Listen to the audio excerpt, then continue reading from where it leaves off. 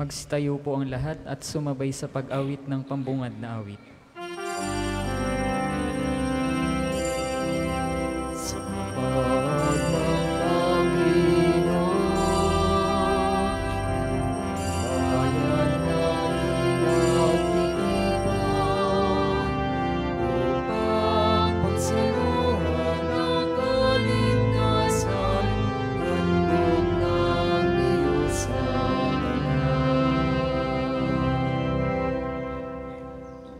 Sa ngalan ng Ama, ng Anak at ng Espiritu Santo, Amen. sumainyo ang Panginoon. At sumainyo rin. Atin pong ginugunita ngayon si Papa San Cornelio at Obispo San Cipriano, mga martir ng simbahan. Pagsisihan ang lahat ng ating mga nagawang kasalanan.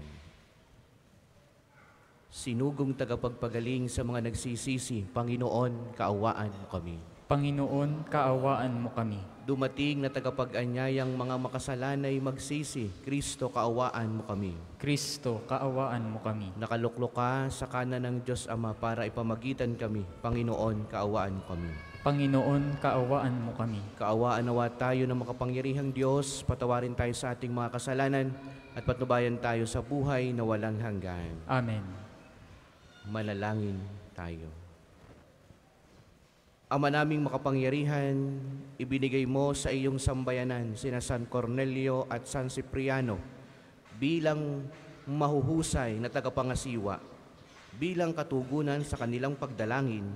Kami ay gawin mong matibay na pananampalataya sa pananampalataya at katatagan at masigasig na gumawa para sa pagkakaisa ng sambayanan sa pamagitan ni Jesucristo kasama ng Espiritu Santo magpasawalang hanggan. Amen. Pagbasa mula sa unang sulat ni Apostol San Pablo sa mga taga-Korinto. Mga kapatid, tungkol sa mga babanggitin ko ngayon, hindi ko kayo maaaring purihin. Ang inyong pagtitipon ay hindi nakabubuti, kundi nakasasama. Una sa lahat, nabalitaan kong kayo nagpapangkat-pangkat sa inyong pagtitipon, at ako'y naniniwalang may katotohanan iyon. Kailangan pang magkabukod-bukod kayo upang makilala kung sino ang tapat. Sa inyong pagtitipon, hindi banal na hapunan ang kinakain ninyo, sapagkat ang bawat isa sa inyo'y nagmamadali sa pagkain ng kanyang dala, kaya't nagugutom ang iba, at ang iba naman nalalasing. Wala ba kayong sariling bahay upang doon kumain at uminom? O hinahamak ninyo ang simbahan ng Diyos at hinihiya ang mahihirap? Ano ang gagawin ko ngayon? Purihin kayo? Hindi. Hindi ko kayo pupurihin. Ito ang aral na tinatanggap ko sa Panginoon at ibinibigay ko naman sa inyo. Ang Panginoong Hesus nung sabihing siya ipinagkanulo ay dumampot ng tinapay, nagpasalamat, pinaghati-hati ito at sinabi, "Ito ang aking katawan na inihahandog para sa inyo. Gawin ninyo ito sa pag-alala sa akin." Gayon din naman, matapos maghapunan ay hinawakan niya ang kalis at sinabi, "Ito ang kalis ng aking dugo, ng bago at walang hanggang tipan. Tuwing iinumin ninyo ito, gawin ninyo ito sa pag-alala sa akin. Sapagkat tuwing kakain kayo ng tinapay na ito at iinom sa kalis na ito, ay ipinahayag ninyo ang kamatayan ng Panginoon hanggang sa muling pagparito niya. Kaya nga, mga kapatid, kapag nagkakatipon kayo upang kumain, maghintayan kayo." Ang salita ng Diyos. Salamat sa Diyos. Salmong tugunan. Handa akong naririto upang sundin ang loob mo. Handa akong naririto upang sundin ang loob mo. Ang mga panghandog pati mga hain at mga hayop na handang sunugin, hindi mo na ibig sa dambana dalhin upang yaong salay iyong patawarin. Sa halip ang iyong kaloob sa akin ay ang pandinig ko upang ikay dinggin. Handa akong naririto upang sundin ang loob mo. Kaya ang tugon ko, ako'y naririto. Nasa kautusan ang mga turo mo. Ang nais kong sundi iyong kalooban, aking itatago sa puso ang aral. Handa akong naririto upang sundin ang loob mo. Ang pagliligtas mo'y aking inihayag. Saan man magtipon ang iyong mga anak, di ako titigil ng pagpapahayag. Handa akong naririto upang sundin ang loob mo. Silang lumalapit sa iyo'y dulutan ng ligaya't galak na walang kapantay. Bayaang sabihing ang poon ay dakila, nang nangaghahangad, maligtas na kusa. Handa akong naririto upang sundin ang loob mo. Ang lahat po'y magsitayo.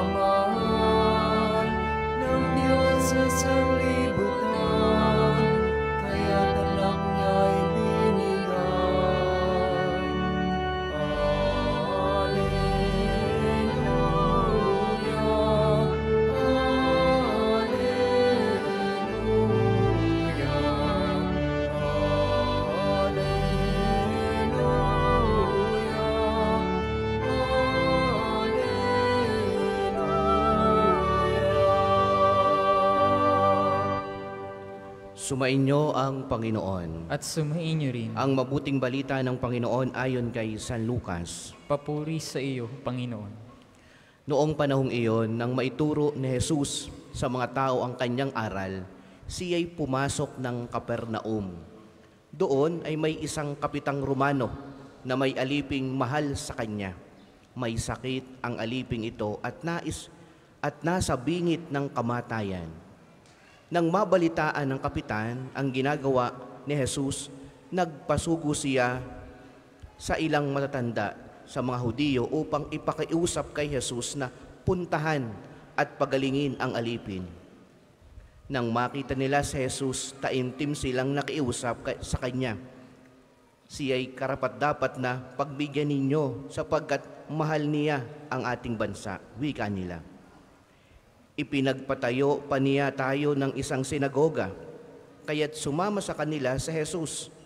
Nang malapit na siya sa bahay, ipinasalubong siya ng kapitan sa kanyang mga kaibigan at ipinasabi ang ganito, "Ginoo, huwag na po kayong magpakapagod. Hindi ako karapat-dapat na puntahan ninyo sa aking tahanan, ni hindi rin ako karapat-dapat na humarap sa inyo. Ngunit magsalita po lamang kayo at gagaling na ang aking alipin. Sapagkat ako'y isang taong nasa ilalim ng mga nakatataas na pinuno at may nasasakupan din po akong mga kawal. Kung sabihin ko sa isa, humayo ka, siya'y humahayo. At sa iba, halika, siya'y lumalapit. At sa aking alipin, gawin mo ito. Ito'y ginagawa niya." Namanghas Jesus nang marinig ito at humarap sa makapal na taong sumusunod sa kanya. Sinabi niya, "Kahit sa Israel ay hindi ako nakakita ng ganitong kalaking pananalig." Pagbalik sa bahay, narat nga ng mga sinugo na magaling na ang alipin. Mga minamahal na mga kapatid, ang mabuting balita ng Panginoon. Pinupuri ka namin, Panginoong Hesukristo. Magandang umaga po sa inyong lahat. Kahanga-hanga ang senturyong ito, itong kapitan ng mga Romanong ito, sapagkat hindi lang malalim ang kanyang pananalig sa Diyos, paniniwala kay Jesus, kundi ang kahanga-hanga din sa kanya ay ang kanyang alipin ay kanyang isinamo kay Jesus na pagalingin. Kanyang kasambahay, no? Kanyang alipin, kanyang kasamahan. Siya'y isang kapitan ng mga Romano o isang general, pero yung kanyang isang kasamahang may sakit na nag-aagaw buhay, inilapit niya kay Jesus. Yun na nakakahanga. Siya'y makatao, no? At yan ay karanasan din namin mga pari, na minsan may mga inilalapit sa amin na Father, pahidan niyo po ng langis ang aming kasama. Sino po yan? Hindi naman kanilang ina o ama, mga kasamahan sa bahay, katulong sa bahay, na matagal nang naglingkod sa kanila. No? Mga minamahal na mga kapatid, maging makatao din tayo bago tayo maging malapit. Sabi nga po, doon lalabas ang ating lalim ng ating pananampalataya sa Panginoong Diyos. Minsan, marami tayong napapabayaan. Ang inuuna natin ay ang ating sarili. No? Tingnan ninyo sa tahanan, minsan, meron kayong mga kasambahay, meron kayong mga katulong o empleyado na may sakit. Minsan tayo wala nang pakialam. No? May mga karamdaman, may mga pangangailangan, meron silang hinaing, hindi natin natutugunan. Mga tagapagtinda natin, kung tayo nasa palengke, tayo may-ari ng kumpanya, minsan yung ating mga kasamahan, hindi napapasweldo ng ayos. No? O kaya yung mga kasamahan mo, pinababayaan mo, hindi mo napapakain. No? Paano sisibol ang malalim na pananampalataya sa iyo? Itong isang kapitang ito, isang alipin niya, siya'y nag-abala para dalhin at pagalingin ni Jesus. At ang nakakahanga sa kanya ay hindi na pinatuloy ng kapitang ito sa kanyang bahay.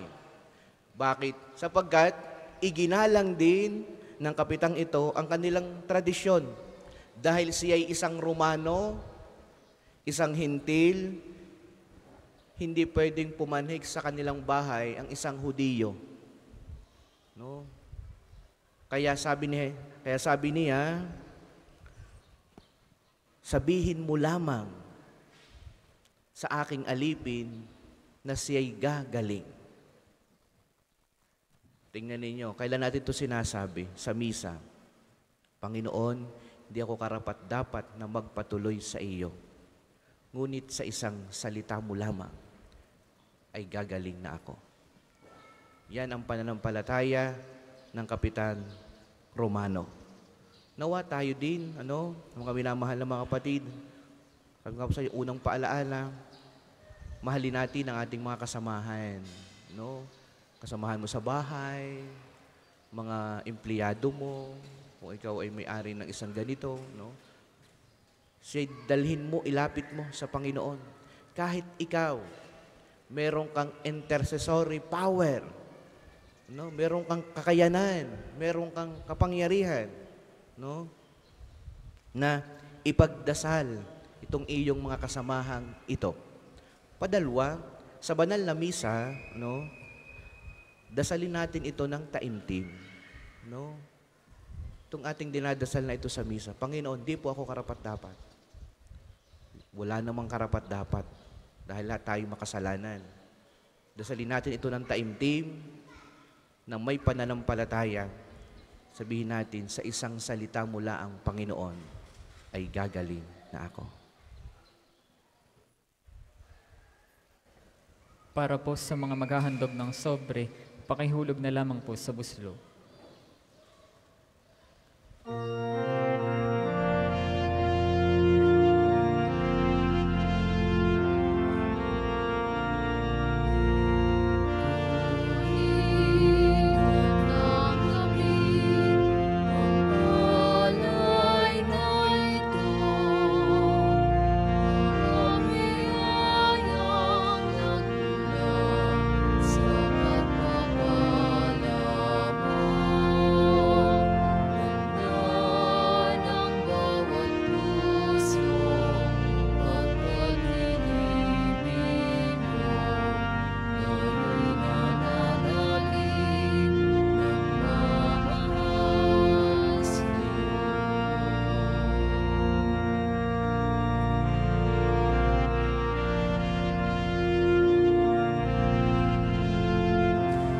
Ang lahat po ay magsitayo.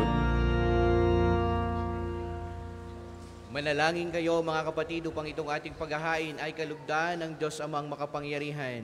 Tanggapin nawa ng Panginoon itong paghahain sa iyong mga kamay, sa kapurihan niya at karangalan, sa ating kapakinabangan, at sa buong sambayanan niyang banal. Ama naming lumikha, tanggapin mo ang mga alay ng iyong sambayanan. Ngayong ginugunita ang tiniis ng iyong mga martir. Ang banal na paghahaing nagdulot ng kagitingan upang matiis ni San Cornelio at San Cipriano ang mga pahirap ng kalaban, ay magbigay dinawa sa amin ng katatagan sa mga kahirapan sa pamagitan ng Jesucristo, kasama ng Espiritu Santo magpasawalang hanggan. Amen. Sumainyo ang Panginoon. At sumainyo rin. Itaas sa Diyos ang inyong puso at diwa. Itinaas na namin sa Panginoon. Pasalamatan natin ang Panginoong ating Diyos. Marapat na siya'y pasalamatan. Ama naming makapangyarihan, tunay ang marapat na ikaw ay aming pasalamatan. Ngayong aming kagalakan na ang mga martir ay parangalan, San Cornelio at San Cipriano. Sa ikapanalig naming may paninindigan na ikaw ay ipahayag kahit sila ay mamatay, sapagkat minarapat mong kanilang matularan ang iyong anak na naghain ng sariling buhay. Tulad na naganap sa iyong anak, ang dugo ng mga martir ay dumanak, hindi dahil sa katatagang likas, kundi dahil sa iyong bigay na lakas. Kaya, kaysa ng mga anghel na nagisiawit ng papuri sa iyo, nang walang humpay sa kalangitan, kami nagbubunyi sa iyong kadakilaan.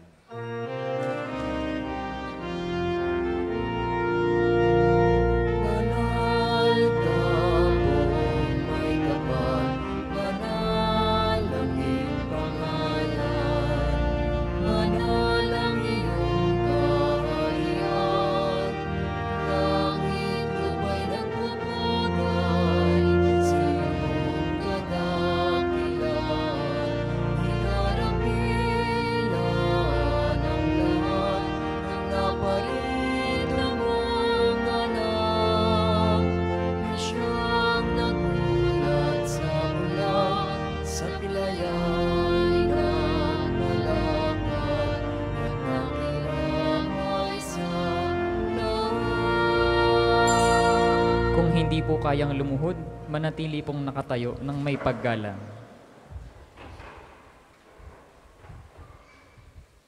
Ama naming banal, ikaw ang bukal ng lahat ng kabanalan, kaya't sa pamagitan ng iyong Espiritu gawin mong banal ang mga kaloob na ito, upang para sa amin ay maging katawan at dugo ng aming Panginoong Hesukristo.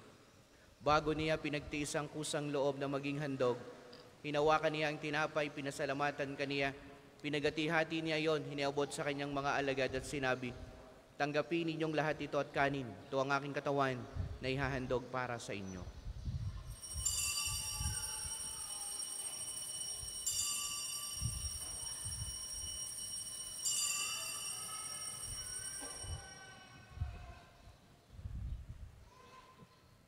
Gayon din naman, noong matapos ang hapunan, hinawakan niya ang kalis, muli kaniyang pinasalamatan. Iniabot niya ang kalis sa kanyang mga alagad at sinabi, tanggapin ninyong lahat ito at inumin.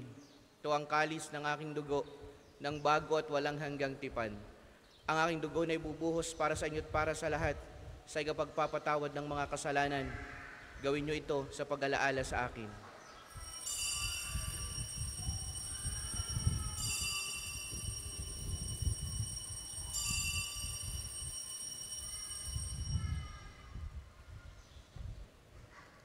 Ipagbunyi natin ang misteryo ng pananampalataya. Si Kristo'y namatay, si Kristo'y nabuhay, si Kristo'y babalik sa wakas ng panahon. Ama, ginagawa namin ngayon ang pag-alaala sa pagkamatay at muling pagkabuhay ng iyong anak. Kaya tiniaalay namin sa iyo ang tinapay na nagbibigay buhay at ang kalis na nagkakaloob ng kaligtasan. Kami nagpapasalamat dahil kami iyong minarapat na tumayo sa harap mo para maglingkod sa iyo. Isinasamo namin kaming magsasalo-salo sa katawan at dugo ni Kristo ay mabuklod sa pagkakaisa sa pamamagitan ng Espiritu Santo.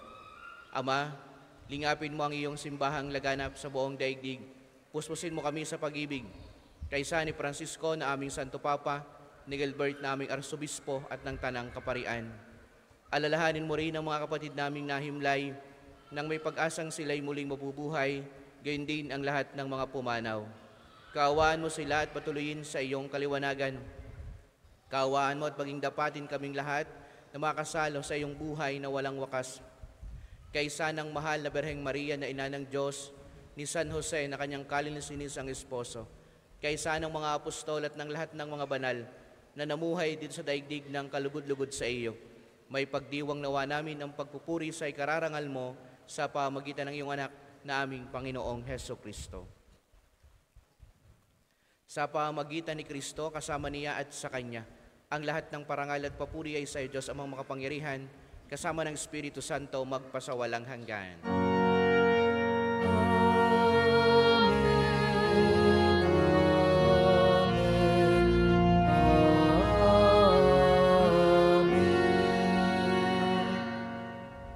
Ating awitin ang Ama namin.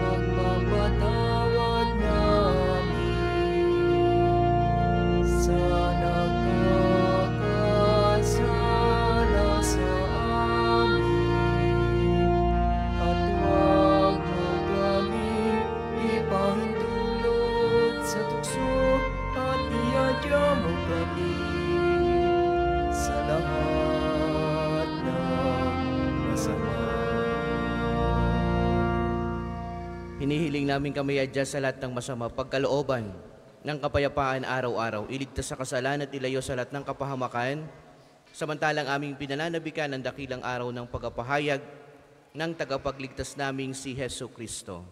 Sapagkat iyo ang kaharian at ang kapangyarihan at ang kapurihan magpakailanman. Amen. Panginoong Jesucristo, sinabi mo sa iyong mga apostol, kapayapaan ang iniiwan ko sa inyo, ang aking kapayapaan ay binibigay ko sa inyo. Tunghayan mo ang aming pananampalataya at wag ang aming mga pagkakasala. Pagkalooban mo kami ng kapayapaan at pagkakaisa ayon sa iyong kalooban, kasama ng Espiritu Santo, magpasawalang hanggan. Amen. Ang kapayapaan ng Panginoon naway lagi pong sumainyong lahat. At sumainyo rin. Magbigayang kayo ng kapayapaan sa bawat isa.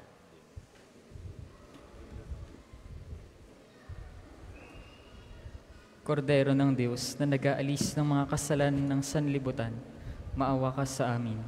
Kordero ng Diyos na nag-aalis ng mga kasalanan ng sanlibutan, maawa ka sa amin.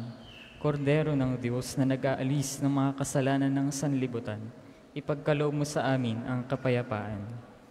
Kung hindi po kayang lumuhod, manatili pong nakatayo ng may paggalang. Ito ang kordero ng Diyos, ito ang nag-aalis ng kasalanan ng sanlibutan, mapalad ang mga inaanyayahan sa kanyang piging. Panginoon, hindi ako karapat-dapat na magpatuloy sa iyo, ngunit sa isang salita mo lamang ay gagaling na ako.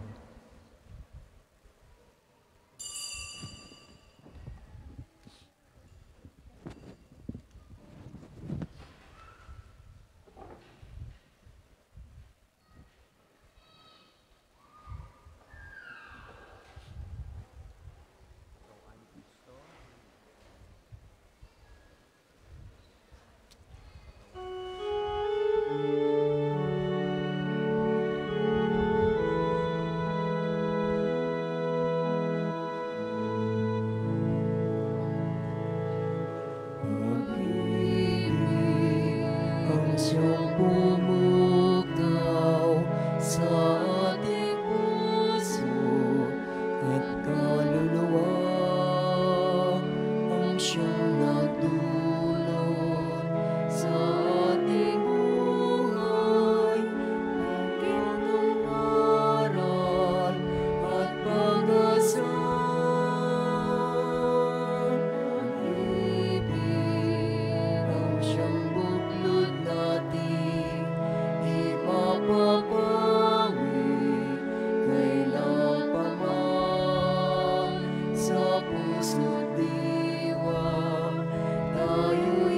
lamang kahit na tayo ay magkawalan.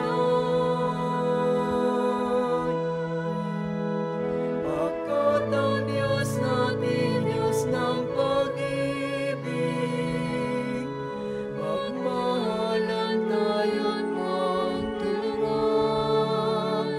At kung tayo'y bigo, ay huwag limutin na may Diyos tayong nagmamahal.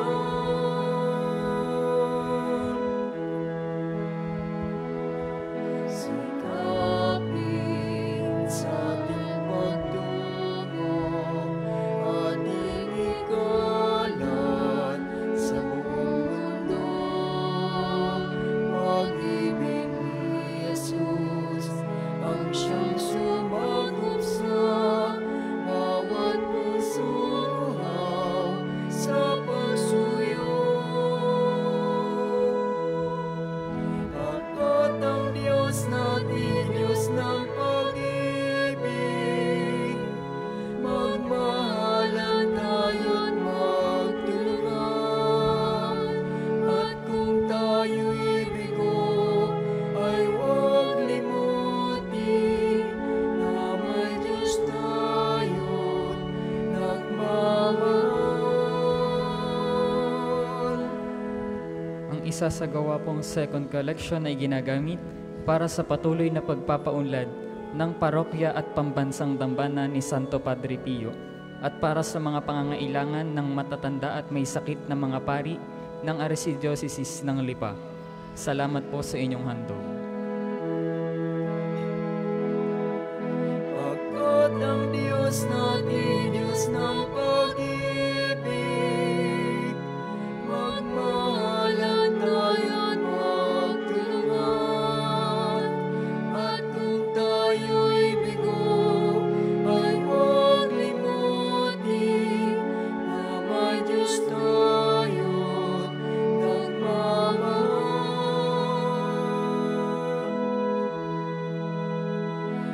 Pagkat ang Diyos natin, Diyos ng pag-ibig, magmahalan tayo't magtulungan. At kung tayo'y bigo, ay huwag limutin na may Diyos tayong nagmamahal.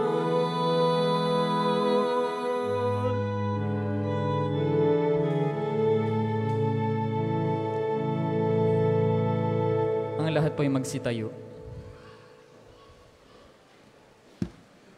Manalangin tayo.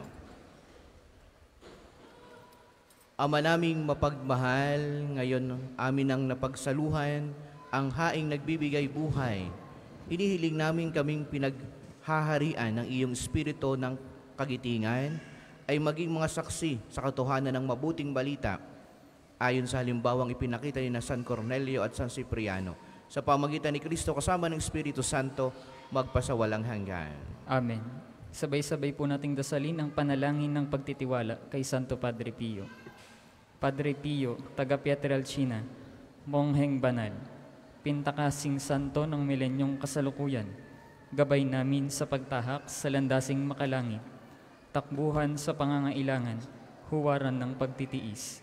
Sa iyo namin inilalapit aming mga kagipitan, sa iyo po ibinibilin, kalusugan at kabuhayan.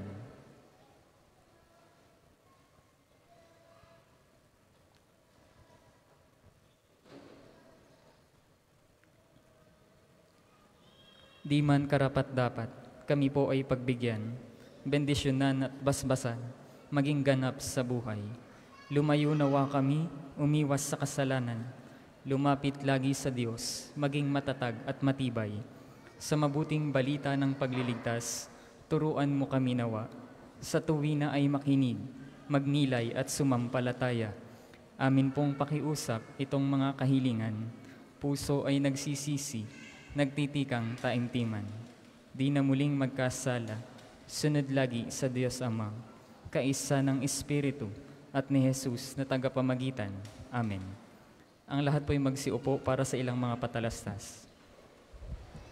Una sa inyong pagdalaw sa pambansang dambana, mangyaring pakaingatan ng inyong mga personal na gamit. Hangad po namin ng isang matiwasay at maayos na pagbisita dito sa National Shrine. Sa darating na January 2025, susuportahan ng pambansang dambana ang gaganaping 129th Plenary Assembly ng Catholic Bishops' Conference of the Philippines o CBCP dito sa Archdiocese ng Lipa. Bahagi ng paghahanda para sa mahalagang pagdiriwang na ito ng mga obispo ng Pilipinas, kami po ay kumakatok sa inyong mabubuting puso upang matugunan ang mga pinansyal na pangangailangan. Mayroon pong mga sobre na ipinamimigay ang ating mga tagapaglingkod para sa inyong mga handog na lubos naming pasasalamatan. Ang inyong tulong at panalangin ay malaking bahagi sa pagtatagumpay ng pagpupulong na ito. Ika-4, simula po noong September 14 hanggang 22, ay isinasagawa ang nobena at misa sa karangalan ni Santo Padre Pio. Ito po ay sa 5 ng hapon araw-araw at 6 ng gabi kapag linggo. Mangyaring magabayan po kayo ng mga hanay ng gawain na makikita sa ating Facebook page at sa mga tarpaulin sa paligid ng dambana. Kayo pong lahat ay inaanyayahang makiisa. Ang susunod pong banal na misa ay sa ganap na 12 ng tanghali. Maraming salamat po at mangyaring panatilihin natin ang kalinisan, katahimikan at diwa ng pananalangin sa loob at labas ng ating mga simbahan.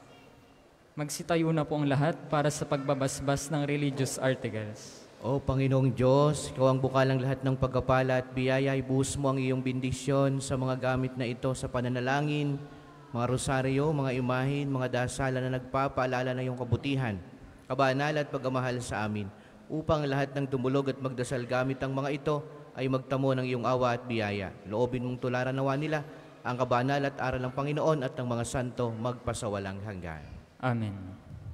Ama namin, sumasalangit ka, sambahin ang ngalan mo, mapasa amin ang kaharian mo, sundin ang loob mo dito sa lupa para nang sa langit.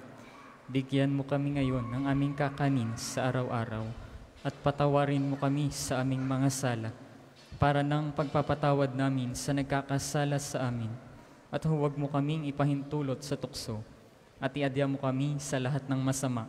Amen. Aba, Ginoong Maria, napupuno ka ng grasya, ang Panginoong Diyos ay sumasa iyo.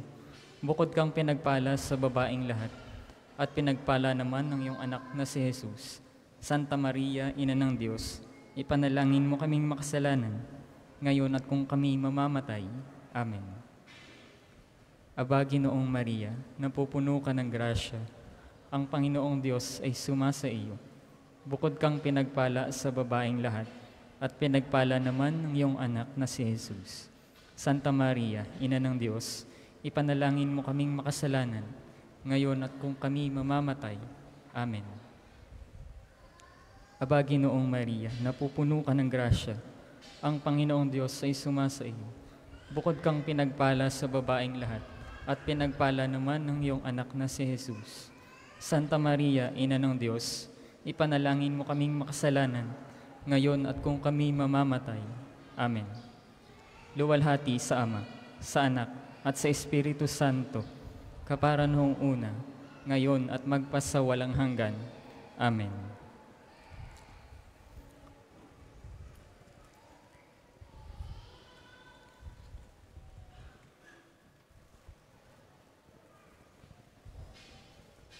Sumainyo ang Panginoon. At sumain niyo rin. At pagpalaing kayong lahat ng makapangyarihang Diyos, ang Ama, ang Anak at ang Espiritu Santo. Amen. Tapos na ang banal na misa, humayo kayong mapayapa. Salamat sa Diyos.